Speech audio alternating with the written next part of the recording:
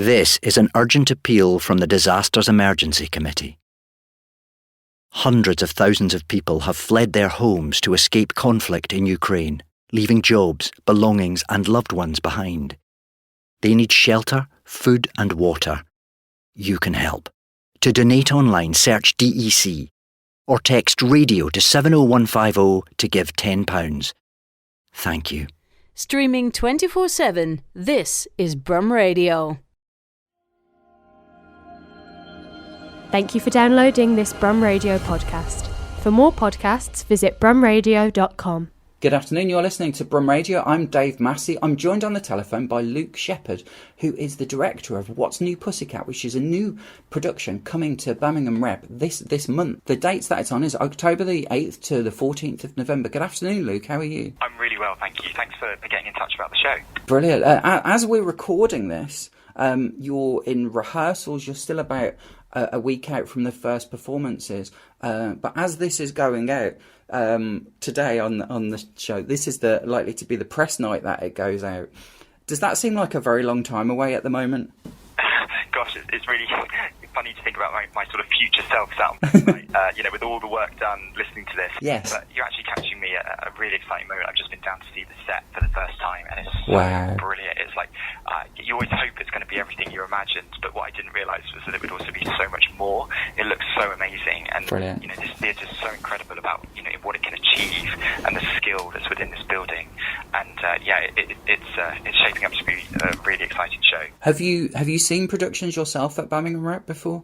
Yeah, I have.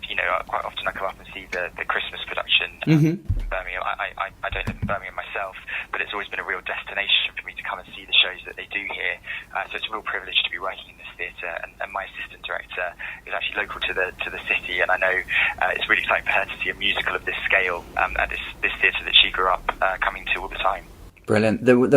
I went onto your website and I looked at the list of productions that you've been involved with, and to me it's quite amusing because they're all productions that my theatre buddies that go and review National Theatre, it's a whole list of things that they've been to see.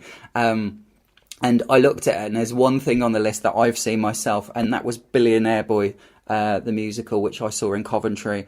And I thought that was such a fun, warm production to go and see, and I had a brilliant time going to see that. So I just wanted to say thank you for that. No worries. Hopefully your friends who've reviewed those other shows I've done liked them. Fingers crossed. Yes. They certainly have. I love to make generally it's kind of often musicals that have a really big heart, something to say to the world about the world, but really deliver kind of a night of sheer joy and entertainment. And yes. Yeah, I think Billionaire Boy was in that category, and hopefully this show will be speaking in volumes about that as well. The key actors that you've got, I've also seen those in touring productions, Dominic Anderson and Bronte Barb. I saw Dominic as Rocky in Rocky Horror, and Bronte Barb, I saw her as Carole King in Beautiful. Wow.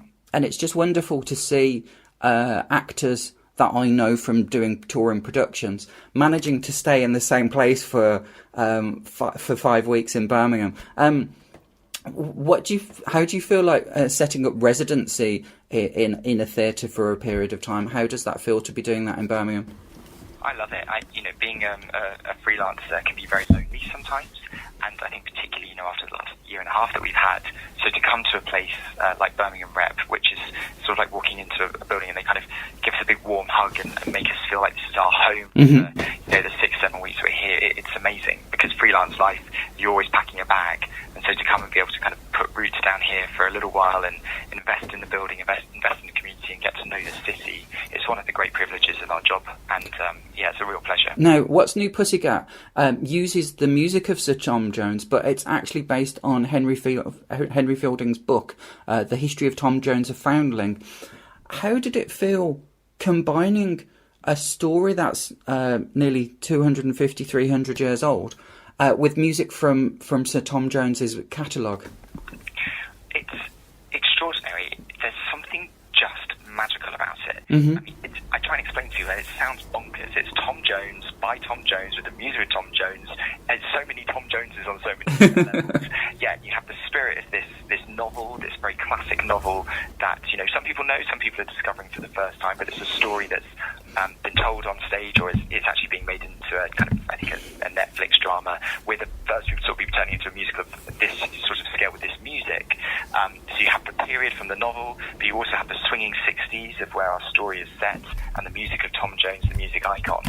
And it's what drew me to it, because you have this foundation of this literary text, and you have this extraordinary music, which is already kind of in people's bodies and souls. So there's something really magical when you hear the words of a song that we know. You know, for example, It's Not Unusual, and you hear those words telling a story, and it just melds together in a really special way.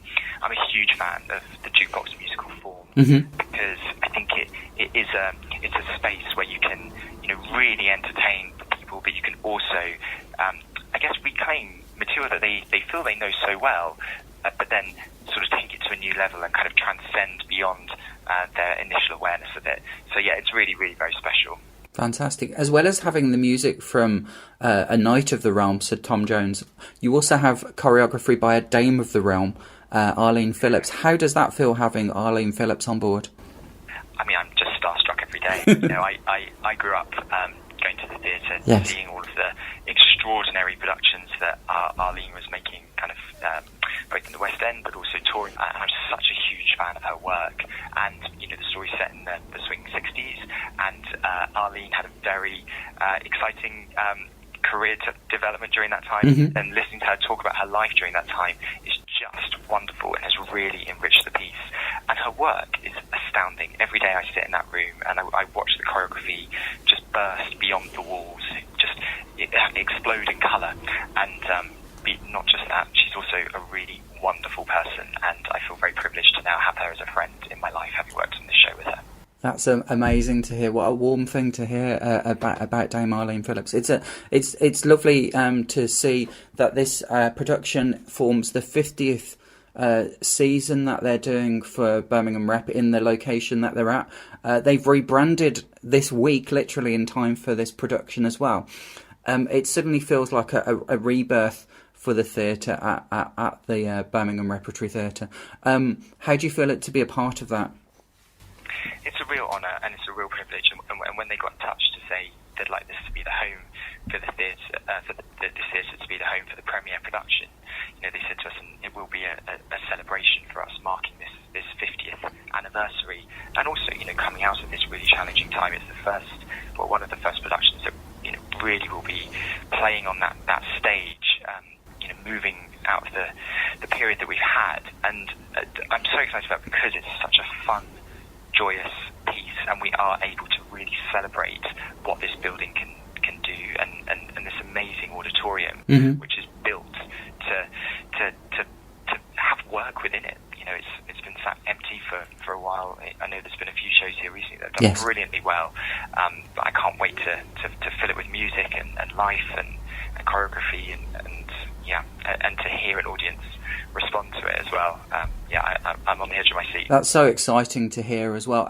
There's a dedicated website for this, which is whatsnewmusical.com. On there you can see video footage of rehearsals, and you can also see you can play bits of tracks from there as well, from the musical that's coming up. It's on until the 14th of November at Birmingham Repertory Theatre, The Rep.